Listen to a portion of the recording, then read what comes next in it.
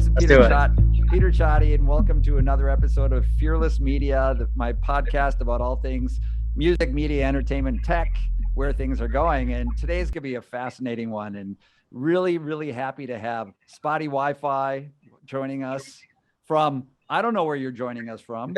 The king of the CryptoPunks, baby. Let's go. Yes, sir. Outstanding. And for this one, I have my good friend and partner in crime, Jacob Holmers, who's joining us from the great Midwest. And yes, Jacob is an NFT investor and overall crypto enthusiast. And so he's quite deep in this whole world that we're talking about. So SPOTTIE, it's great to have you on. It's my pleasure, Peter. It's great to meet you. Jacob and I know Jacob from Twitter, and it's great to put a face to a name. So yes, it's my pleasure. Outstanding. And so, SPOTTIE, today we want to talk about obviously how you became SPOTTIE WiFi. I mean, you've always been, but how you became this journey of your SPOTTIE WiFi, and then getting into how NFTs. First of all, like what NFTs are. I'm going to ask you about that for those out there who are less familiar, and then how your vision is and NFTs are transforming the music industry. So. Right. Why don't we kick things off? First of all, just give us a little bit more about yourself, and how you transformed and became SPOTTIE WiFi. Yeah, definitely. So, I've been rapping since high school, playing music before that, singing in church and things like that. So I've always had a love for music. I never really made money in music until I started rapping and writing songs. Right, I mean, I've written pop songs, R&B songs, and a lot of rap songs. And so about a decade ago, I was a full-time performer and songwriter. I've toured with bands, rap groups, and as a solo artist. I signed a publishing deal to a major music publisher in 2010, I believe. And anyways, along the course of this journey years ago, I got burnt out by the trappings of the music industry that most of us have heard of or seen some of our favorite artists fall into. I signed bad deals. I worked with shady characters who were skimming money off the top, that sort of thing. So by 2013, I was completely burnt out of the music industry. Struggling to pay bills. This was in the SoundCloud era. I was putting out music with a good reception, getting good reviews and things like that, but reviews don't pay the bills, So by 2013, I said, let me get a full-time, a day job. Let me get a day job. And I got good at it and figured out what it feels like to pay your bills on time, and it was a good feeling. And so I just kept doing that and kind of put the thoughts of a music career in the rearview mirror. Right. So then fast forward in late 2017, cryptocurrency is going bananas. Bitcoin is mooning. It shot up from like, I don't know, $1,000 to $3,000, something like that, up to like $20,000. Okay, yeah. And I'm at home. I'm visiting my parents at this time over the holidays. We're watching the news. They're telling you how everybody's getting rich except for you. All you got to do is buy Bitcoin. Gotta get in, yeah. Yep. So I put in I said, I'm no dummy. I'm trying to get rich too, right? Yeah. Well, it was a bad time to get in because 2 weeks later, a couple days later, whatever it was, it all crashed. And I had overexerted myself, put in more money than I was prepared to lose. So that really began my crypto journey. So I had a friend who told me, you don't lose any money until you sell. So I just never sold. I held on to it. I kept studying, researching, because I really felt like this is the future, because the world's getting more digital. And I kept buying little by little, more and more. Then we get into the modern era, right? 2020 comes around. I'm working my day job. COVID hits. I get furloughed. I end up losing my job. Everything is crumbling around me. Yeah. Everything's crashing, yeah. But all of a sudden my crypto starts appreciating. This like Hail Mary that I had been sending for the past 2 years starts to appreciate, and that becomes my life jacket. So that really saved me in a lot of ways. And by January of last year, January of 2021, I start hearing about NBA Top Shot, which is like, for lack of a longer explanation, it's like NFT basketball cards officially licensed by the NBA. And by the way, let me stop you for a second. I just want to make sure everybody out there understands what an NFT is. So can you just describe that? Because now we're going to go into your journey into the NFTs, and you mentioned it just now. Yeah, and Jacob, you can keep me honest here, but I like to describe an NFT as a digital certificate of authenticity. So I think that, you know, the digital basketball cards are such a great example because, like myself, probably a lot of listeners grew up trading, you know, trading cards, sports cards. Of course. And now digitally, the NBA or any sports league or any IP holder like Disney or Pokemon or Star Wars, you know, they can say, we're creating digital files of these cards and there's a limited quantity because, and you know, the whole world can look and see if I claim to have a digital trading card, the whole world can see if it's authentic because the NFT serves as that digital certificate of authenticity. Right. And the main like, what people usually say, right? Like, oh, I can just copy and paste and say it's mine, right? But that doesn't work like that. It's the smart contract under it that shows digital ownership to you, which, because the main argument for people who are non-believers is just like, oh, I can just copy and paste it, right? I mean, like, oh, I can just copy and paste the Mona Lisa, but like we all know I don't own it, right? So it's the same thing. Yeah, it really is. I get that's a good point. One of the things that I mention a lot of times is that when you look at art, it's kind of what you mentioned, Jacob, that you have an original, but then you have frequently you have limited edition lithographs, right, that are signed and numbered by the artist. So it's a similar kind of concept to that. It's all verifiable on the blockchain. Exactly. So this is only, now you took us up to only a year ago, really. And so all this activity, so tell us, so starting early last year, you were telling us about how you took your how, you know, your crypto had gone back up in substantial value. So here you are sitting in early January or early last year. Yes, sir. So I start to purchase some of these NBA Top Shot moments, right? This is my entry, my gateway into the world of NFTs. By February, I meet a guy named Crypto Novo, who has become a good friend of mine. At that time, he owned 8 of these CryptoPunk things that I was not familiar with, okay? He bought 8 of these CryptoPunks in the year 2020 for basically pennies on the dollar because and they were sold for free. Weren't they sold for free at first, CryptoPunks? Yeah, when they first came out in 2017, anybody could claim them for free. Right.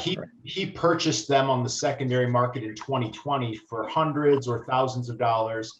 And by the time I met him, Mark Cuban was on CNBC saying that these CryptoPunks are priceless. They're the rookie card of NFTs.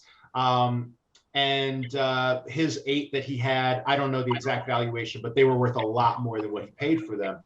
So at this point, I say to myself, you know, if I believe in blockchain technology, if I want to be at the cutting edge of tech and art, and if I want to diversify this crypto portfolio that I have that is finally worth something, then I said, you know what, I like to bet on the lead horse. You know, I like to find something that seems like it's reached escape velocity. And when I see Mark Cuban telling me this is like the grail of NFTs, one night at about 4 in the morning, if I remember right, it's on the blockchain, you could look it up. But one night in the middle of the night, my fiance was working at the hospital.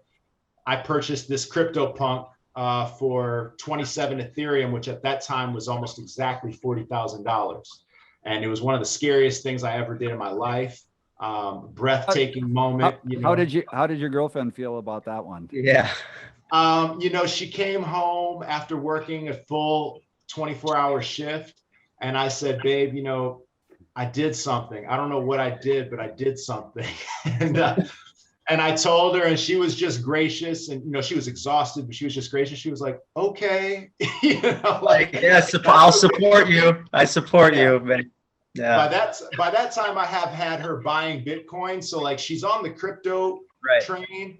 But I think this was a little unexpected, to say the least, but she is super supportive, you know. Mhm. So then now I'm in. Now I'm like skin in the game for real. Yeah.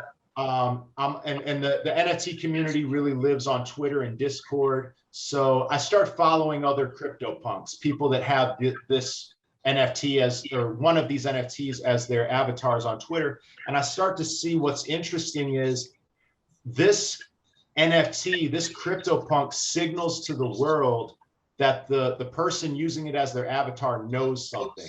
Right, like it's like a digital flex. So like right now on the NFT Twitter, like the two top most influenced people that have like they either have CryptoPunks or Bored Apes. Like those are the people that are really gonna listen to, other than like a JPEG of like, I don't know, it could be a penguin or something, you know, like people are gonna listen to more of the CryptoPunks or the Bored Apes because they have more like, just like, oh my gosh, that guy has money, or, you know, it's just the digital flex. And it's the same thing when someone walks in with a Rolex, like, oh, this guy must know something that we don't, right? And it's also, tell me if this is right, but it's really like membership into a club. You know, you have a limited edition, limited number of CryptoPunks, which is the gold standard NFT, the original gangster, right? And still is. And so you're members into this limited edition club. So it's all those kinds of things, but it's kind of whatever you want it to be. But we won't get into that because we could go on to a whole nother path of, you know, where you take that. But so, and I do want to ask, and then we'll go on with your journey. Okay, so you went in on CryptoPunks and you bought yours, which is number 55. What is it? 5528, baby. 5528. Come on. 5528. And so you spent 40,000 on that. What is that worth today? So I haven't looked in a while, actually. I think the cheapest CryptoPunk is probably 60 something Ethereum. So that's like $180,000. What's interesting about my punk, Peter, is that it has spots on its face, right? Yeah. So there are 10,000 total CryptoPunks, only 124 have spots. So when I was purchasing my punk, that's what I was looking at. I'm looking at different traits. Some have a baseball cap, some have spots, some have different skin tones, different traits that they can have. The spots make my punk pretty rare, like relatively rare, but it was undervalued because at that time, people don't want spots on their face as their Twitter avatar. But I was just seeing it as like, oh, this is a value play. This is discounted. So that's why I ended up purchasing 5528. I don't know what the cheapest spotted one is selling for right now, but eventually I got it into my head. If these people on Twitter are able to build an audience, build a following just because they have a CryptoPunk, and I don't see anybody doing anything creative with their CryptoPunk. There weren't any comic books at that time starring just a digital flex at the time. There was nobody doing anything creative, but I said for an artist, this is like you have a built-in audience. You know, if I was to take my CryptoPunk and create a persona, not just be me, but embody my CryptoPunk, tell his story musically, I would have a built-in audience. I would be celebrating a community and a culture that really is looking for mainstream viability and acceptance and acknowledgement. And I have a theory that I can severely appreciate the value of my one particular CryptoPunk if I create this sort of historical project where it becomes the first one to ever do something musically. So that is what I basically set out to do. And it happened pretty quickly. I bought my CryptoPunk on February 23rd. I released the first song called I'm Spotty on April something. I want to say April 15th, but I might just be thinking about that because I got taxes on my mind right now. But I bet. But you know, so it's like less than 2 months later, I put out this song. People start to gravitate toward it. You know, the CryptoPunks are like, man, we've never seen this. This is fun. This is cool. Whatever. And it just snowballs from there. You know, I put out another song 3 weeks later because, as fate would have it, Christie's announced that they were going to host their first ever CryptoPunk auction in May. So I put out a song called Christie's, and it became, I called it the Punks Anthem. You know, so that became the anthem for the CryptoPunks. There was also a comic book that came out serendipitously, and it became the theme song for that comic book. Then the apes came around. People are hearing about the apes now. You know, Eminem has an ape. Timbaland has an ape. All these people have apes. Madonna's talking about getting an ape. I bought an ape. So I have my, and of course I had to get one with spots. So there are apes that have literally, they have the fur of cheetahs as their fur. So Cheetah that's gang, my, right? What's that? The Cheetah Gang, right? The Cheetah Gang. That's right. Sure. That's right. So Spottie is now honorary Cheetah Gang. He's the only punk in the Cheetah Gang, you know, and that ape that I bought, that first one, he's my hype man. That's Goldrilla. And I'm starting to make music with him. And long story short, Peter, long story long, by August, I have an album worth of music. I released the album as an NFT and a vinyl record. It sold out in under 60 seconds. We sold 2,000 of them at 0.03 Ethereum each, which at that time was about $96 each. So yeah, we sold out right away, and it's done well on the secondary market. So for everybody out there, just on in the initial sale, so in less than 60 seconds, it was a total sellout, which netted about, if you do the translation, about $200,000, right?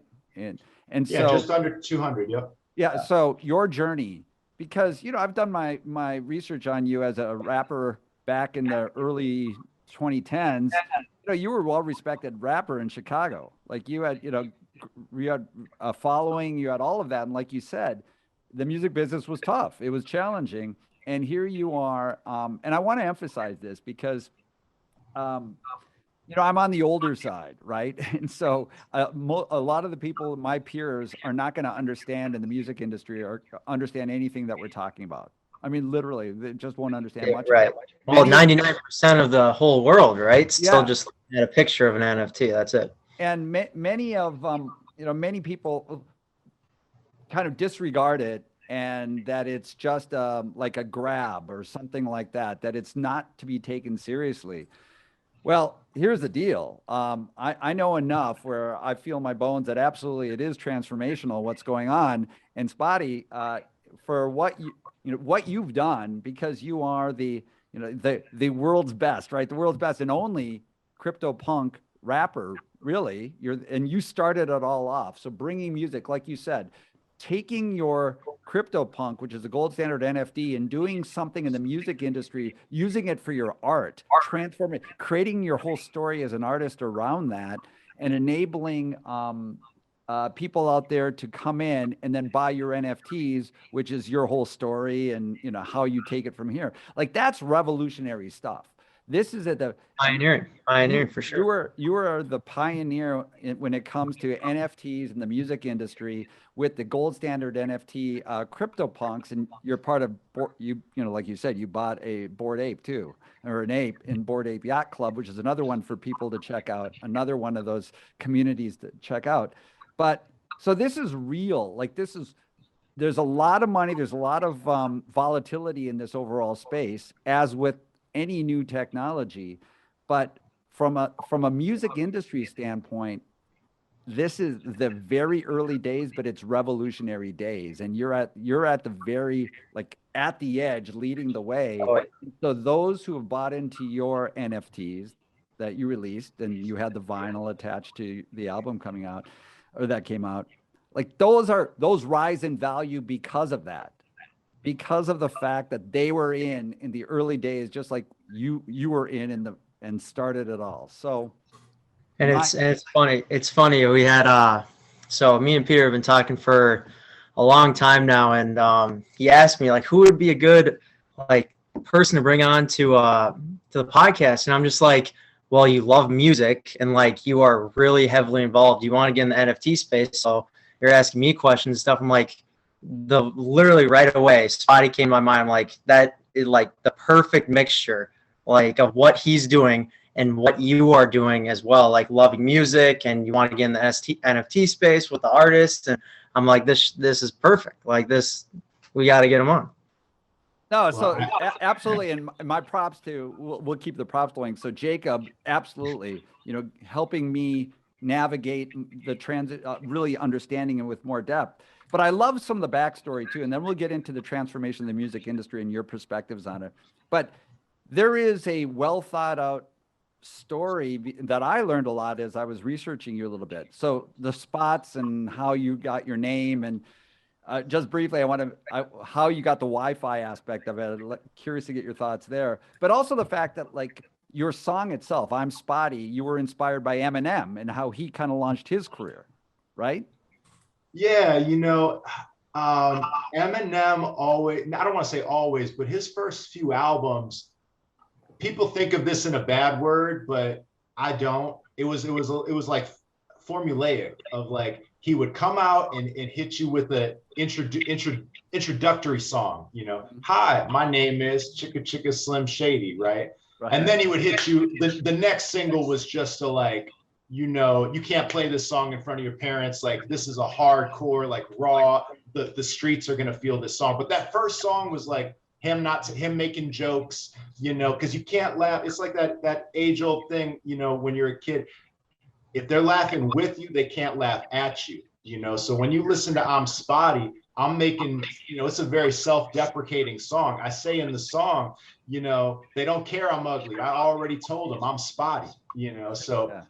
that song was definitely inspired by a lot of rappers introducing themselves through a song, and especially Eminem, you know. And then on his second album, he had the real Slim Shady, you know. So it's like different albums, he would introduce himself different ways. I am an Eminem fan. And yeah, Well, that's what I grew up with. I was 5 years old, and I had three older brothers, and that's all I listened to was 50 Cent, Eminem, and then so I'm singing like Mockingbird, Lose Yourself to like my mom at age like 7, right? And it's like she's like, I'm going to do a quick blow your mind story because this will shock both of you, I'm sure. And your mom doesn't even know Jacob. Actually, Spotty, just so you know, so Jacob's mom and I went to high school together back in the day. So that's how I met Jacob. So my first client, I started off as an entertainment lawyer back in the day, music, a long time ago. My first client, big client, was NWA. wow. So, yeah. That's crazy. Yeah, so this was back in the heyday of, you know, Dr. Dre and Eazy and all that. So there is a little bit of that backstory. Nuts. And then one last bit of it, I met my wife because I was out with the manager for NWA that night, and that's how I met my wife. So a little backstory there. That is cool. But let's talk. Okay, so Spotty, let's get back to you. Enough about me. Let's get back to you. The music industry and how you've created this overall persona, this artist. You're an artist. So Spotty is an artist. And so right now you had your NFT that you released and sold and that we talked about, but I think in most people's minds who are listening to this, they still think about NFTs, if they think about them at all. They're just opening up to this world. They'll think of it as like the Beeple image. They'll think of it as just an image itself, like a JPEG or something like that, and kind of dismiss it from there. But from the music industry standpoint, let's focus in that area. Tell us how that is just one layer of what this all can be, you know, in your perspective as an artist. Yeah, so okay, I have a few thoughts on that. So first, a lot of people might look at my album cover or even see my face on this interview if they're watching the video, and they'll think, okay, so an NFT is an image, like you said, it's a photo or a JPEG or whatever, and this guy used it as his album cover and raps from its perspective. Okay, that's true, and that is becoming a trend. Okay, so like Universal Music Group signed a licensing deal with 4 Bored Apes. They're going to make a boy band or some sort of group out of a musical project out of these 4 apes. Timbaland, the legendary multi-platinum producer, has formed a record label production company to make music for artists that want to personify Bored Apes. Okay, so that is true. Okay, and I'll say I believe I'm the first to do it with an NFT as a, you know, take an image and make it a character. Okay, as a musician, but there's a lot more to it. It goes a lot deeper. That's like scratching the surface. What it really comes down to me is with NFTs, like I can deliver a lot more value as a musician to a fan or a consumer than I can with an MP3, right? Because we know it's very difficult to sell MP3s. It's been very difficult to sell MP3s since the Napster era. And so why is it so difficult? Well, because all an MP3 allows you to do is listen to the music, right? And why would you pay me to listen to my music when more than likely you can listen to it for free on YouTube, or you can listen to it for free on SoundCloud, or you can listen to every song in the world almost for $9 a month on Spotify, right? So the question becomes, what can I sell? Because it's really hard to sell the ability to listen to my music. And also in some ways it's self-defeating, because I want you to listen to my music. Like I don't want it to be super expensive for you to listen to my music. But with an NFT, because as we said, it's a digital certificate of authenticity, all of a sudden I can say, you know what? I'm going to give you more than just the right to listen to my music.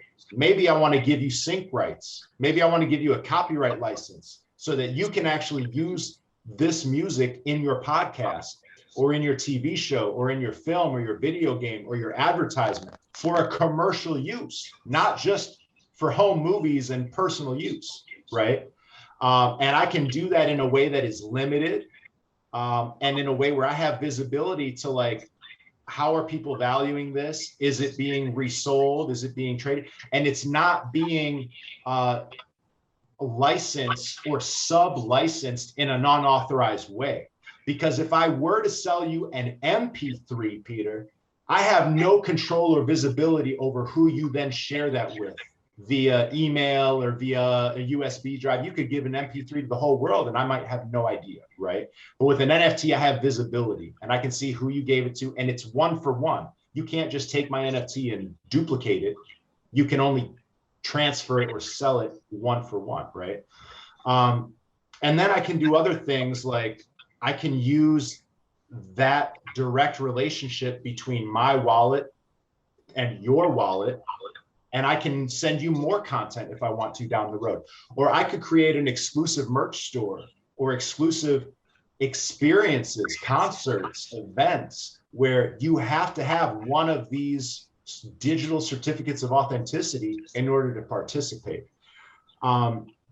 So that's really the difference. Yeah, let me stop you there for a second, because, and that's the way that what I see as the big win here is the disintermediation of, you have the middlemen, the middle people, all the platforms that are out there that are extracting, look, they've delivered a service. They've, the Spotify's of the world, they're wonderful services, and they expand audiences, which enable artists to then at least expand their base, right? And then hopefully establish a direct connection with their base so that they can then directly have a relationship with them. And also they support each other. So the fans themselves can support directly. So then the middle piece isn't there as friction.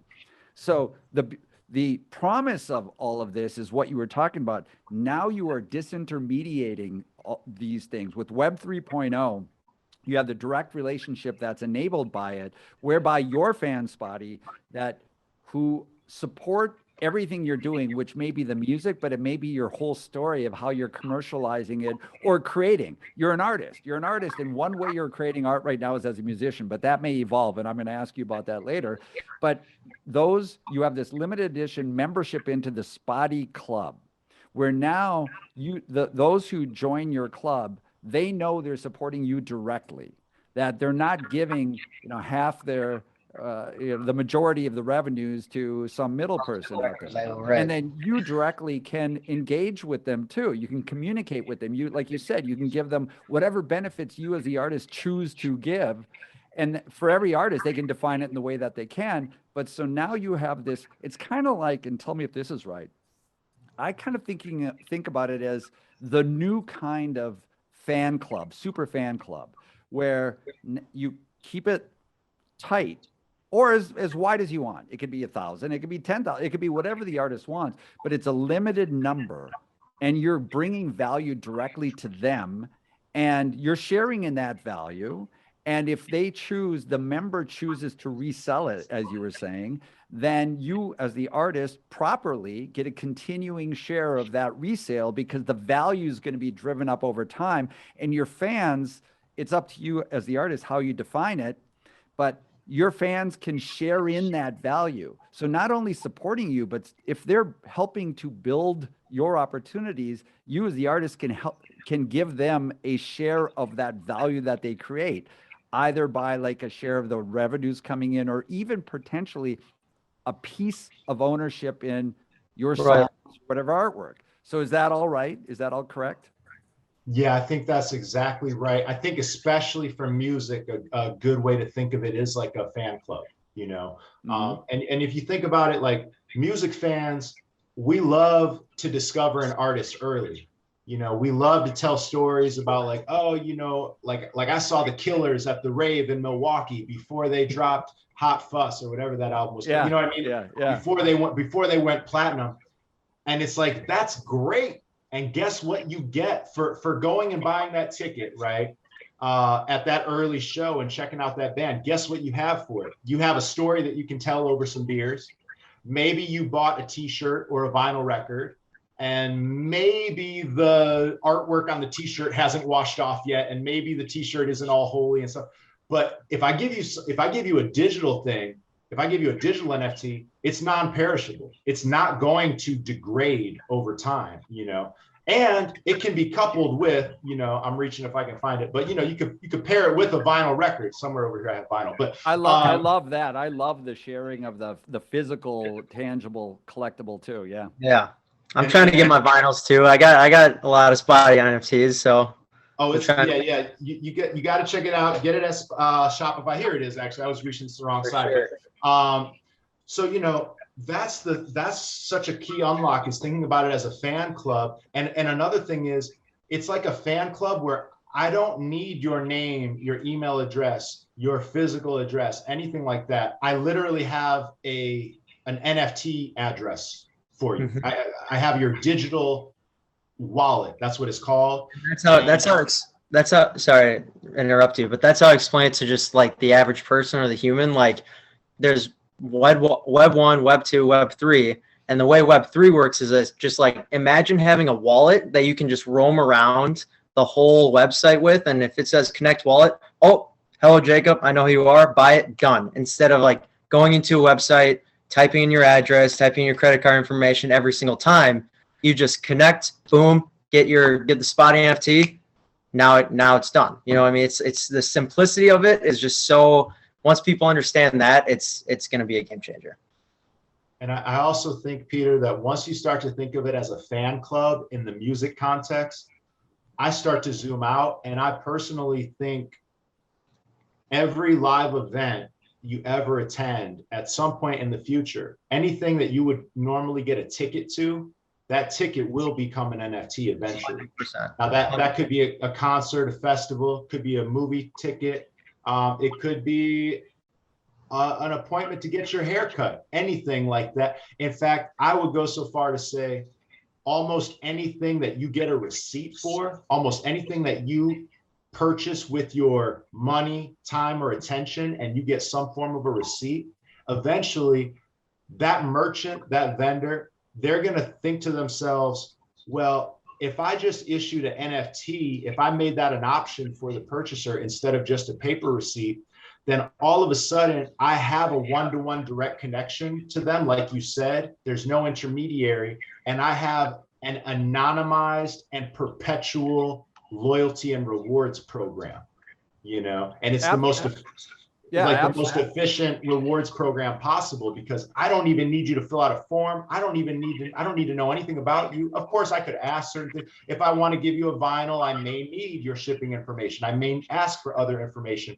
but digitally, I could give you value. I can give you access to other events. I can give you access to new products. I can give you discounts on future purchases, all of this sort of thing, anonymously and digitally.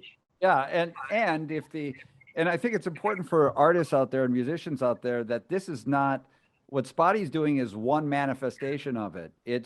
But you don't need to be a CryptoPunk. It's anything. Like you were saying, it could be a haircut, it could be, but as an artist, it could be any of you musicians out there. If you have any kind of fan base whatsoever, it could be 5, it could be 5 million. But here's a way to have it's a new Web 3.0 mechanism to have a direct relationship where you support each other. And so it's up to the artist to define what that looks like, which with complete flexibility, by the way. And some of that may be the kinds of things that Spottie's doing, but it may be things that are like direct access or like a meetup for those of you who are a part of this super fan club. You know, that's one of the benefits that you may get from it. But it is truly that now you have this direct relationship that is completely flexible. Like the world is open to you in terms of creativity. And so from an artist perspective, it opens up all these kind of possibilities, not just monetization, but it gives you the kind of a broader palette to create. And like you've done these revolutionary things. But for the audience too, they get to support, and they know that first of all, they're getting closer to the artists that they love. Secondly, they're directly supporting the art, which then fosters more art. Thirdly, and this is part, I was telling you before we started, I'm deep in the world of music acquisition. So there's a lot in the press these days about like Dylan selling his stuff, Stevie Nicks selling his, all of her copyrights. And every week there's a big story about this. And these are all private equity, like the big guys with billions of dollars are coming in and buying these rights. But it's not democratized yet, really. And that, open to the fan themselves, individual investors to come in. But with NFTs now, there's an ability to actually, now the fans and other collectors, everyone too. Everybody can get involved and buy a piece of a song, and if that's what the artist wants, which also brings them closer. Now you as a fan, let's say, and you bought a piece of Spottie's song, you're psyched. First of all, you're psyched. You got this emotional, like, I'm closer to the artist. But secondly, I'm going to promote the hell out of it, because I'm an investor too. Not only do I love the music, but I'm an investor now. So if the value goes up, then that song will drive more revenues, and I get to share in that value. Like that's, to me, is transformational. Just a win-win for everyone. It gives Spottie more, like, you know what I mean, like more drive to keep pushing what he does, because it's almost like his passive income, which is super nice on the secondary. So the better he does, the more revenue he gets by just being such a good artist, performer, and the more audience. So it's super nice without even having to be like, oh, I hope this song does well. Like, well, no, like it's just as it keeps going, like every secondary sale, everyone wants it, and he gets a share of that, whether that's 5 to 10%. So that's just the uniqueness of NFTs. So Spottie, I want to ask you a couple of questions from skeptics, okay, and curious your thoughts about it. So Web 3.0 is all about decentralization, disintermediation, taking out the middleman, like we were talking about, so you have the direct relationship. But some would say, well, you still have a middle person, because you still have to have the infrastructure, the minting, that whole, the computational power. So how would you differentiate that kind of a middle layer, the facilitation and the fees that go along with it, to what we were talking about, like with the Spotify's and, the big social media companies, YouTube, et cetera, that take 45% share? Man, that's a great question. I think to some extent, we're always going to have intermediaries like, utility companies, power companies that allow us to have the internet that we're communicating over, things like that. So, these things are, there's a spectrum of disintermediation, right? And there will always probably be, until we get to full, like telekinesis, there's always going to be some utility that helps us communicate in this interconnected, globalized world that we're in. I would say a couple things. Number one, I pride myself on the fact that every NFT that I've sold to date, I've sold it directly from my own website, SpottieWiFi.com, directly from a custom smart contract. And a lot of people won't know what that means. All it means is that I hired developers to create these NFTs for me, basically, at a really high level. That's what it means. Now, there are websites where I could go and instead of hiring my own developers, I could just upload my music and the website basically creates the NFTs for me. But that website in most cases then has some level of control over those NFTs as well, that in some sort of doomsday scenario, you know, if that website or that business goes out of business, then my NFTs could be jeopardized. So I guess what I'm getting at is there are levels. Not all NFTs are necessarily built the same. It's a spectrum of disintermediation, but I'm proud that I've tried to like do everything on my own as independently as possible, okay? But I also have some pushback a little bit, Peter, to me, the premise that NFTs are unlocking this disintermediation ability. That is actually an argument that I've made a lot over the past year. I spent a lot of time talking about how the legacy music industry is infested with middlemen, and you don't need millions of fans unless you're trying to sell ads on Spotify. And I am a case study in the fact that when I sold those 2,000 records, I sold them to 700 individuals. So with a few hundred fans, you can earn a very sustainable, you know, a very healthy living. If you look at that sale as like an annual salary, is a very healthy annual salary, right? But as time has gone on, Peter, I think of it actually less as a unlocking disintermediation, because I could have gone on and made a Spottie Wi-Fi website and sold my MP3s years ago. You know, I could have cut out Spotify and cut out iTunes and sold direct to consumer years ago. But to me, it's the combination of being able to go direct to your fans and have that two-way value exchange, right? Where I get royalties on secondary sales, and I can also send them supplemental content. But it's also the fact that these NFTs allow me to package in that direct to fan relationship. I can package a more sophisticated bundle of rights than I could with an MP3, and I can do it in a more efficient way administratively, because I could have also I could have made my own website to sell copyright licenses to my music years ago, right? But that gets really hairy because I wouldn't have visibility if I wanted to give that purchaser the ability to sub-license it or to sell that license. I wouldn't have visibility all the time to when they're doing it necessarily, and it would be very hard to try to collect a royalty on that. Yeah.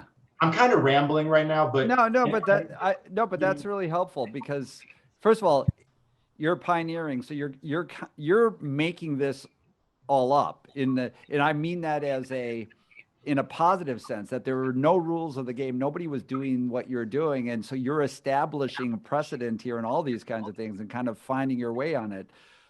So all of that perspective is very helpful. One of the things, though, as an artist, because whether it's you or other artists out there who are thinking about it, one of the things that you always see, understandably, from an artist perspective is, okay, if somebody else has an ability to take your music and use it for different purposes, how do you, the artist, have any sense of control so it's not used in ways that you would, which would be terrible? So, like, let's take an extreme case.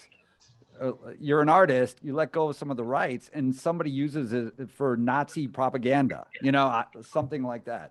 How do you control that in this world of NFTs? That's a great question, Peter. So if you go to my website, SpottieWiFi.com, and you click on the terms and conditions, you can read my full terms and conditions.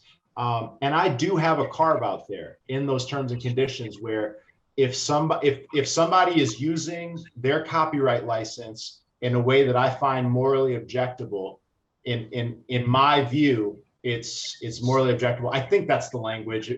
I might be misquoting it a little bit, but basically I have recourse. I have the ability. It's a revocable license, basically. I see.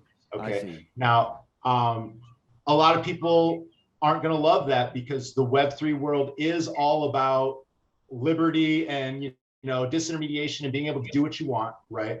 But at the end of the day, if somebody is using my music to promote racist or sexist or homophobic agenda or something like that. Unfortunately, that's something that's very predictable in our day and age. So I predict that it could happen. And I want to be able to stop that if it does happen. Now, I have no intention of using that. I have no intention of revoking somebody's copyright license unless it's something truly obscene, but it could happen. And that's the greatest risk, because the reward is I give you advanced bundle of rights to my music. And the reward is hopefully I turn you into a brand ambassador on my behalf. I turn you into one of my greatest advocates because you are incentivized to get my music out there to your friends and colleagues and things like that. But the downside is I lose control, right? I lose control over what you do with that music. Now, you might not put it in something racist, but you might just put it in something that's just poor production value. Or, you might make a movie and everybody just says, man, this movie's terrible, and it's like, and my song's all over it. And that becomes known as the Spottie Wi-Fi movie or something, I have no intention of revoking your copyright license if you put it in something and it's just not entertaining to me or not good. But, the real risk is what you said. But here's the other point I make to skeptics on that. It is almost unavoidable that somebody could take your brand or your art and associate it with something negative. We see it with brands and with artwork all the time. People adopt or co-opt symbols, and all of a sudden it's like you got to check what symbols are getting people canceled this week, because some jerk just decided to take that symbol or that art or that brand and associate it with something perverse, right? So it's really hard to avoid that risk anyways. That's why, to me, the reward of giving up a more advanced bundle of rights outweighs the risk to me. Well, look, here's the reality. The reality is that this is happening anyhow. What you're doing and the NFT world and what it's enabling, this is part of what's going to continue to transform the music industry. It's one piece of it. So it's happening. One of the things that's going to need to somehow be handled, and the way you handled it is an interesting and very reasonable one to me, where the artist is going to naturally be concerned about how their art is used for things that are objectionable to them, that's a fair thing from my perspective. If you're an authentic fan, it's fair that the artist doesn't want certain associations, perhaps. And so there needs to be some kind of mechanism in place to address that issue. And so you've described it, and I think that's an interesting one. But that's going to evolve over time, and people are going to handle it differently. So we're running out of time, but I want to ask you, I guess really quickly, just really quick answer to this. When you hear certain people talking about the environmental issues for minting and all the computational power and all of that. By the way, I was listening to an interesting podcast. There's a really cool company doing interesting things to mitigate those environmental issues called Crusoe Energy. Crusoe, like CRUSOE, I think it is. But just your quick, 30 seconds on mining and that issue. So I'm not an expert, but I do know that Ethereum, which is the blockchain that most of these NFTs are on, it is supposed to be getting updated so that it will be more energy efficient. But most of the time when I hear that question, the thing that people aren't thinking about is what are the economic implications of the middlemen that we're looking to eliminate. We talk a lot about the environmental concerns of different cryptocurrencies, but what are the environmental impacts of the traditional banking industry? And also, I'll tell you something I learned, Peter, on this journey. I had no idea that pressing vinyl records actually has a very serious environmental impact. So I think it's a real thing that the blockchain community needs to be accountable for, and they're working on it. But I think we can't just look at blockchain technology and point a finger at that, because there's a lot of things that need to be more environmentally friendly. Well, I completely agree with that. I do urge people to check out Crusoe Energy. I thought that was fascinating, what they're doing about that. So what's next for you? So what's next for me? I'm working on the second Spottie album right now. This new album is a year-long project. and it's all about collaboration. You know, my first album, Peter, was just me and a couple of my one of my alter egos, Goldrilla. That's my hype man I told you about. I had one guest feature from a friend Archick, who sang a couple lines on a song. But this next album is going to have a lot more collabs. I'm trying to collab with mainstream artists. The first song is a song called All Time High, which features Bun B. Bun B is a legendary rapper. And I'm hoping to work with more legendary and more established artists over the next year. I'm also working on solo music for my Bored Ape, Goldrilla. He's got his own thing going on. He's in a comic book now. He's going to be in another book by this writer named Jenkins, the valet, who is another Bored Ape. And then I'm doing my own comic book. I'm bringing the Spottyverse to the comic book scene. So, you know, I'm a collector. You know, I've got different types of, I've got Bored Apes, I've got Gutter Cats, I've got Me Bits, I've got Cool Kits. I've got all these crazy NFT collections. And I'm stitching them all together into one cohesive story to explain how the lore of Spottie Wi-Fi, how I went from being a metaverse character to a real life rapper in the meatverse, as we would call it. And what's so cool, like you got your spot, like you'll probably never give up 5528. You know what I mean? Like he's a part of you now. And it's like, it's the same thing with my character. Like I have a meta hero, like the Punks comic. Like I will not sell him because that's like my identity online now. Like I like whether I'll go down with the ship or rise to the top, you know what I mean? Like with the project, it's just like that he's like one with me now. So like, and I'm sure it's the same thing with you. And it's just super interesting, like how you like can't even sell it now because like you feel like you're selling half of yourself, you know? Well, hold on there, Jacob. If anybody's trying to come to me with that good, how many? I need like 8. If somebody's got those 8 figures, right? That's fair. That's so fair. That is fair. I'll get you the routing number. I'll get you the Swift number. We can make something happen, right? But I'm short of that. Other than like instant retirement numbers, yeah, I'm not selling. Absolutely. That's fair. I guess if we're talking millions and millions of dollars, then yeah, maybe I'll think twice for sure if someone wants to offer me. You could buy another meta hero at that. Yeah, 100% at full price. That's for sure. So Spotty, you mentioned one thing. I think you said meatverse. Yes, sir. Explain that to me because that's the first I've heard that. You were talking about how Spotty started in the metaverse, then you became kind of this fleshed out character, but in the meatverse. So tell me about that. So the metaverse is, people are becoming more and more familiar with the metaverse, especially with Facebook changing their name to Meta. That's your digital existence, right? In some ways, we're talking in the metaverse right now because we're talking online. But in the same way, we're in the metaverse. You know, this is my flesh and bones. It's just another word, an affectionate term for IRL or in real life. You know, okay, metaverse, and then you've got the meatverse. Okay.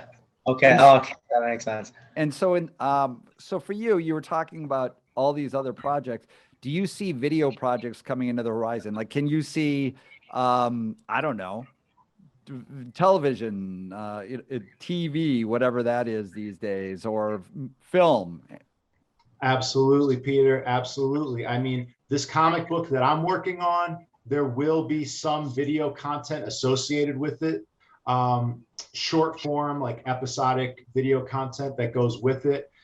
I also know that my ape, Goldrilla, like I said, he's going to be in a book about, there's a book being written by Neil Strauss. Neil Strauss has written a lot of books, I think 9-time or something like that, best-selling, New York Times best-selling author. Mm-hmm. And I know that project, that project, the founders have been signed to one of the big 3 talent agencies. I forget which ones. I don't want to say which one because I forget. And they were signed to, well, I don't want to say because I'm going to mess up the facts, but yeah, they're thinking big. They're thinking Hollywood. They're not just thinking about a book, although that was the genesis of the project. Are we talking about Punk's comic, right? I'm talking about Jenkins, the valet. Oh, Actually. Jennings Ballet. That's right. That's right. So, Okay. and my ape is in both. My ape is in Punk's Right. comic, and he's in Jenkins' book. He's trying to eclipse me, you know. So Yeah. I definitely see Hollywood in the future. I know for a fact, Peter. I know for a fact, if I'm a producer at Netflix or Hulu or any number of companies, like they see what's going on. You know, they absolutely see what's going on. And I think it's going to come really a lot faster than any of us probably realize. I bet by the end of this year, you'll have some shows in the top 10 on Netflix that are starring NFT characters. Yeah, yeah, that wouldn't surprise me. I mean, look, you know, what we were talking about, kind of membership and NFTs for on the music side, similarly with it's could be a new source of financing for producers out there to tell their stories, which could be you. You know, you could make your persona available to produce a film that's Yep. funded purely through NFTs and sharing in the upside again, where it's the exact same story we were talking about on the music side. Like that's a fascinating thing. So if you're a creator in the movie or the video world, television, film, you don't have to just go to your typical sources of capital like you always have been. Now you can go directly to the audience and they can help build the projects. And so now there will be more stories that will be able to be told, more audiences that will be able to be served. Like it's a pretty exciting thing in all those respects. That's why, and like you got, I mean, you got Spotty. Like I've been following you since you had like 2,000 followers, right? And I think, I mean, as you keep going, what was I gonna say? I forgot what I was gonna say. Oh yeah, as you keep getting bigger, I think people will start to understand your lyrics more because like you got like, I think the Christie song was, I think you hit that out of the ballpark. I thought that was awesome. Like the lyric when you said like fresher than the day that they met me, like I thought that was so freaking funny and awesome. But normal people, like 95% of people don't understand that line. But as NFTs keep getting implemented into the real world, I think that's where you start going up and up and people start understanding your lyrics and they're actually, dude, they're really good, man. And I commend you for that. Yeah. Thank you, bro. I appreciate that. That means a lot. I make music for the community, for the people that are into what I'm into. It's very niche, you know, but I'm not trying to make music for the whole world to try to pull them into this NFT world. I'm building from the inside out, you know, so that means a lot to hear that. And one other thought, Peter, everything we just talked about with Hollywood and movies and TV shows, video games, bro. I'm telling you. Absolutely. Video games. Imagine being able, you build up a character. Let's say Jacob builds up his character. He's going to have video games calling him, hitting him up saying, hey, I want to license your character that you created. You know, it's already happening and it's going to keep growing. Absolutely. Sure. Look, I'm glad you mentioned that because I think that the games industry still is so underappreciated and it by Hollywood, the Hollywood community. Just the amount of attention given to games is such a small sliver compared to the more, you know, the film and television and all that. And yet the games industry just towers over by an order of magnitude. So I'm glad you mentioned the games business, but I want to step back one final time before I just thank you, which is like for all the artists out there, or whether you're an artist or just in the music industry or entertainment in general, Spottie's doing his thing. And he started as Mig. So Mig started as, you know, that persona and evolved into what you created. So this creator, and this is your persona today. But everything that we're talking about is directly relevant to all creators out there, whether you're a musician or on the video side or on the immersive side or on the game side, everything that we're talking about. So don't let the image of Spottie's image here immediately like you feel like you can't relate to this or somehow it's not relevant to me because this is just, you know, I don't know, they like not understandable to them. Everything we're talking about is directly relevant to you and that you helped lead the way. You really led the way here. So you know, kudos to you for doing what you've done and the successes you've had. And it's going to be exciting to see where you take this next. I know Jacob's going to follow every step of the way and I'm going to be very curious to see where you take this all, but thank you so much for joining us today for this podcast. That was great. Hey, it's my pleasure. Peter, Jacob, thank you all. And to everybody listening, thank you. And I just really appreciate you guys sharing your platform. Thank you. Of course. Thank you. Thank you, Spot. Thanks everybody for joining on this Fearless Media podcast this time, and Spottie Wi-Fi again. Thanks for joining us. Jacob, my new partner in crime on this, helping me get deeper and deeper and deeper. Great to have you on too. Yes, sir. Thank you. Thank you. Thank you. All right, everybody. Good to see you. Good to see you.